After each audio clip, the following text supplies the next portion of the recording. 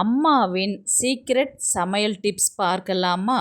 ஒரு மனிதனின் பாதி பழத் தேவையை டெய்லி ஒரு உலர் திராட்சை சாப்பிட்டு வந்தாலே போதுமானது. இந்த உலர் திராட்சை டெய்லி 10லிருந்து 20 சாப்பிட்டுட்டு வந்தீங்கன்னா நீங்கள் தினமும் பழம் சாப்பிட தேவையில்லை. பழம் சாப்பிட முடியாதவங்க தினமும் 10லிருந்து 20 உலர் திராட்சையை சாப்பிட்டாலே போதும். ஒரு பழம் சாப்பிட்ட கணக்கு வந்துவிடும். அந்த பழத்துடைய சத்துக்களை பூர்த்தி செய்துவிடும். உலர் திராட்சை கொழுப்பு சத்து கிடையாது.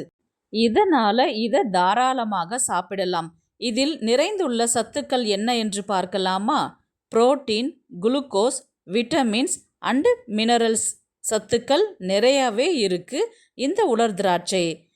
இந்த டிப்ஸை ஒரு முறை ட்ரை பண்ணி பாருங்க.